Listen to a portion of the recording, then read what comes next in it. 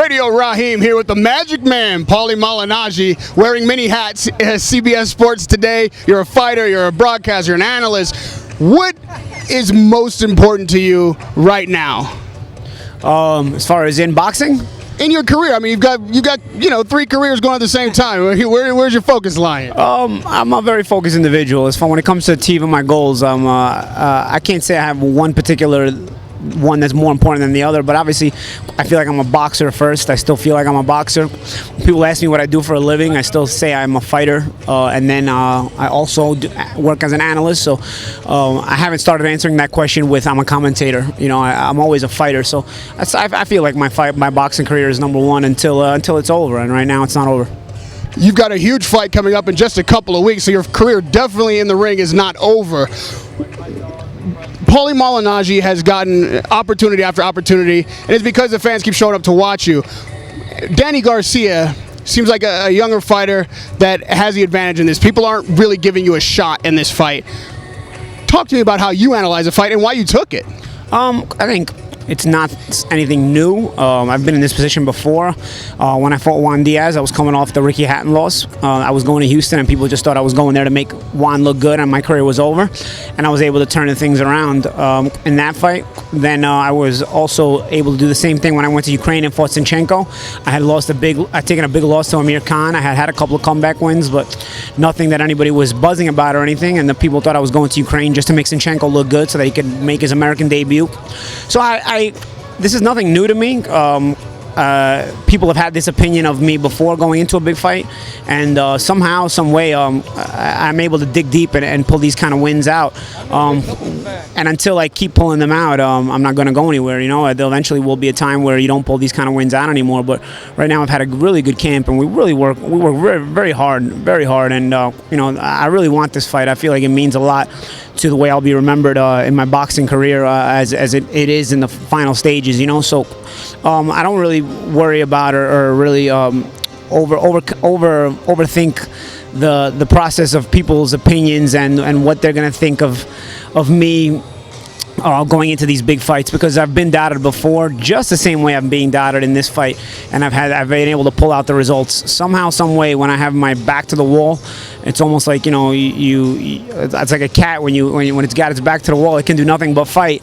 I'm able to pull out some of my best performances, and so I got my fingers crossed that I'll be able to do that in 2 weeks. I don't want to be a jinx. I've had a really good camp, and I don't want to say, you know, it's going to be a great fight or anything, because I feel like I'm going to jinx myself. But it's really been a good camp, and I feel really sharp, and I know Danny's had his doubters as well, so I'm sure he's going to come with that extra motivation. I feel like it's the right time for me and Danny to fight and really put on the best possible fight against each other. The best possible. I think we're going to both bring our best, because we're both forced to bring our best in this fight, because there's so much on the line, and I think for that reason it'll make it a great fight, and for that reason I think fans will get their money's worth, and I look forward to it. Danny Garcia is being criticized lately, and for good reason. A lot of people feel like he lost 2 out of his last 3 fights, and you've been vocal in the past about how you feel bad decisions go and how that comes about. You're kind of in a situation again where it could easily be seen where you do well in the fight and you do better than the judges give you credit for. Is that a concern of yours, and how do you neutralize that other than a knockout? I'm not focusing on anything except the fight. That's kind of what I learned about these kind of situations. I went to Houston. I was really overburdened with the thought of the judges, and I still managed to put up a good fight and was robbed. I went to Ukraine. I was overburdened with the thought of the judges, but I just told myself, you know what? Don't even think about it. Just do the best you can do, and don't think about anything you can't control. What you can control is your performance, and what you can control is you have the ability to put on an amazing performance and wow the crowd and wow the people in attendance and the people that are watching on television. So just focus on wowing everybody, and don't focus on the judges and what they think. And so it's kind of the same situation here. Just focus on being my best, being the best fighter I can be, because I know when I'm the best fighter I can be, I wow people and I impress people, and more so than anything else, I also get results, and that's kind of the main factor here, is to getting the proper result on August 1st, and that's what I'm focusing on. even in the Adrian Bronner fight, which the result wasn't what you wanted, but you were maybe the first to expose that a guy who's considered a heavy hitter, a hard puncher, you can frustrate him, you can stop his offense. Danny Garcia is much in that same camp. People think he's a heavy hitter and whatnot, but you're an analyst, as most fighters are, but you're a professional analyst as well. So when you saw those fights, say the last three, were you looking and saying, you know, oh, I can beat this guy for this reason, that reason? What are you seeing any holes in his game? I never really thought I'd get a fight with Danny. It never really came across my lap or anything. It was, especially in the Herrera fight, I was preparing for Porter, and then after Porter, I wasn't thinking about fighting at all. So when the fight presented itself, it kind of was more of a surprise than anything else. Obviously, there's pros and cons to everyone's boxing style.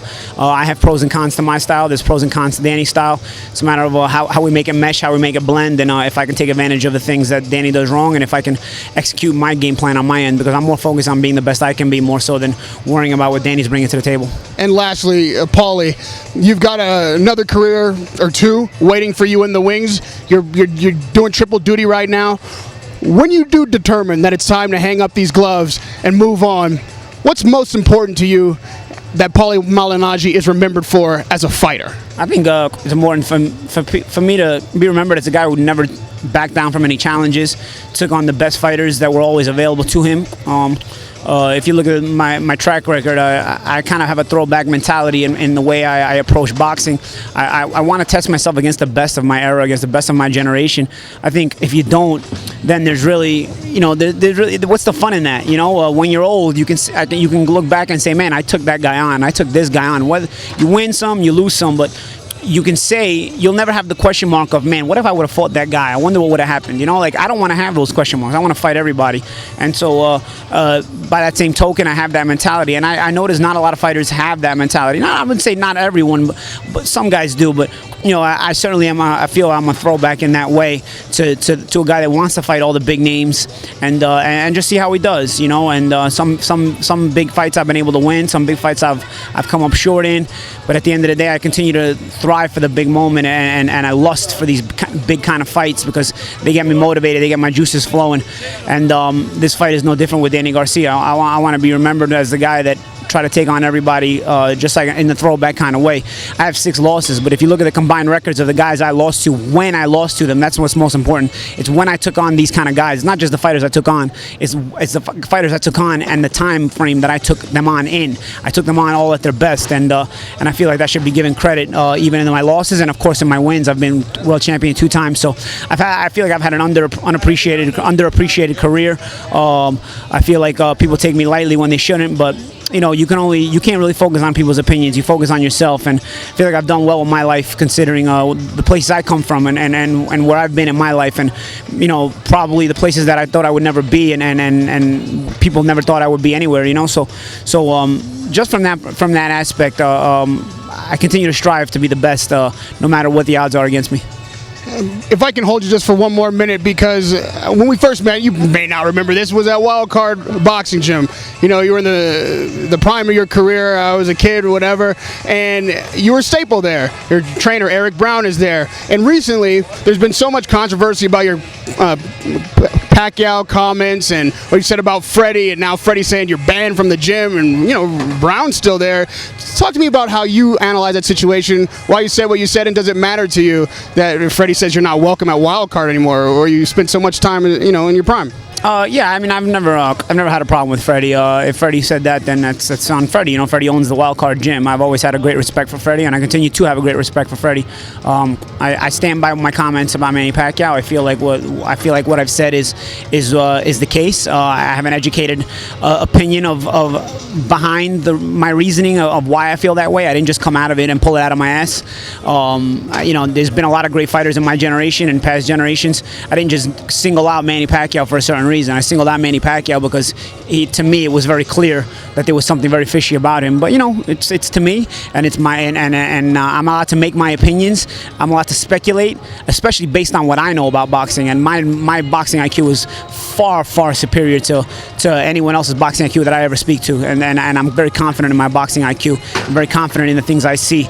I've seen a lot of great fighters. I've never said anything to the regard of them, just like I felt about Manny Pacquiao. There's just something about Manny Pacquiao. Maybe there's other fighters that have not been clean in boxing, but to me, it just didn't stand out the way it did for Manny Pacquiao. For me, for what I see, from what I'm thinking I'm seeing, Manny Pacquiao is just a spit in your face. I mean, you got to be a moron not to see what I've seen. So, or you just don't want to believe it. Maybe he's your hero, and you just rather not believe that a guy like that would do something like that. Hey, it's to each their own. We're all entitled to our opinion. We're all entitled. You're entitled to your prerogative.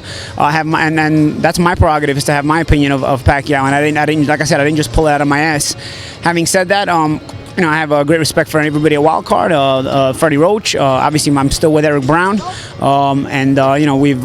continue to work diligently, and we'll continue to work hard together. I still think Freddie's one of the better trainers of not just of this generation, but of any generation, and I continue to have that respect for him. But I really do feel at day's end, Freddie will never admit publicly, but Freddie was a fighter just like I was a fighter, and I've been a fighter, and because of that, I feel like he knows, because I feel like any fighter knows what I'm talking about and agrees what I'm talking about. They just don't want the controversy of making those comments publicly. I could care less about the controversy. Either way, it's my opinion. I'm entitled to it. As you know, being a media guy, being online, you've seen these pictures circulating of you and Heredia, and people are saying that's a got you photo. You want to give me some context about that photo, and is he a part of your camp for this fight? Yeah. I hired Memo about. I worked out with him in Vegas for Mayweather Fight Week, and he just wanted to show me some workouts and see if I liked them and see if we work together. And I worked out with him that week, and I said, you know what, let's do it. I had already been drug testing for the O'Connor fight, so I've actually not been off of random drug testing since I work with Memo, to be honest with you. But having said that, no fighter cheats that doesn't want to cheat, and a fighter that wants to cheat knows how to cheat. At day's end, I'm a guy that doesn't want to cheat. I try to prove it as best I can. Don't just take my word for it. I volunteer for random drug testing, knowing that Memo was with me. Like I said, I volunteered for it even before Memo was with me. So that just ended up happening that within a few weeks I ended up hiring Memo. It's more than Manny Pacquiao did for 5 years, that's for sure. It was demanded of him, and he wouldn't do it. So don't look at me as the suspicious one when I'm doing what I can to be clean and show people that I'm clean. Because first and foremost, I have too much of a respect for fighters. Besides the sport, forget about the sport for a second. I respect the sport a lot, but I respect fighters, guys that risk their lives getting in the ring. And I feel like a guy who's not clean getting in the ring against a fighter who's clean will force that guy to risk his life and put that guy's life on the line. We already risk our lives enough when we get in the ring. I would never want to be a part of something that a fighter has to risk his life more because he got in the ring with me and I'm dirty. I would never want to be a part of something like that. I have too much of a conscience for that. I know what each individual fighter sacrifices when they get in the ring. I've let go of the blood, sweat, and tears in the gyms and in my own fights, and I've seen other fighters do it. So I respect that kind of core type of living too much to ever disrespect it and even think about performance-enhancing drugs. But I hired Memo because he's an intelligent guy. Mainly, first and foremost, I'm having trouble with my weight in recent years as I get older. I don't retain as much energy when I make weight as I used to when I was younger. So it was first and foremost when I talked to Memo. Besides the workouts we did, which were impressive, I was impressed with them because they were strength training workouts that were not too dragged out. In the past, I've had a lot of strength training workouts. They last 2-3 hours. The strength trainer never took into consideration the boxing workouts that I do. Memo's workouts were short bursts so that they left you enough energy for your boxing, not just for that day, but also for the next day, So you get in shape while not blowing yourself out and burning yourself out. And also for the weight making, a lot of that was probably a bigger reason because, especially in this camp, Memo's been with me for one weekend. The whole camp, he's been with me literally for one weekend, which was the last weekend when we took that picture. So it's basically a consulting basis. He's a very intelligent guy. He tells me a couple of workouts to do, send me some vitamins, which I had to let you so I don't know what I was taking before we started camp. Because at the start of every camp, they want to know what you're taking, and we just continue to put the work in. So I think people blow it more out of proportion because they want to. They're Pacquiao fans. And they don't want to believe that their fighter would ever cheat or their fighter, their hero, would ever do something that's outside of the rules or break any rules. So the fact that I say he does, the fact that I feel he does, they want to get me on something. I'm not a hypocrite, but I think the hypocrisy of those kind of people shows pretty blatantly when you're defending a guy who ducked, juked, and jived random drug testing for 5 years to the point where he avoided the biggest fight boxing could have been made in boxing. And then when he got random drug tested, he became a part of the biggest joke in boxing, which was the one-sided affair that he fought against Floyd Mayweather, which to me only proved that when you random drug test a guy, he wasn't such a good fighter after all, which only proved my opinion to me, further strengthened my opinion that I ever had of him to begin with. So really, I mean, again, we're all entitled to our opinions, we're all entitled to our prerogatives. That's my prerogative on what I want to feel about him. I'm not pushing it on anybody. If people ask me about it, I gave my reasoning as to why I feel that way. But more so than anything, I'm focused on my own career, my own boxing career, and right now I'm focusing on that. In 2 weeks, I have a big fight with a great fighter, and we're both doing random drug testing, and you know that also is something that's exemplary and to be shown by two elite level fighters. And I look forward to the fight in 2 weeks. Good luck on August 1st. I really appreciate the time and the candor of your opinions, telling me honestly what you think. I appreciate that very much. Radio Raheem with the Magic Man, Pauli Malinaggi.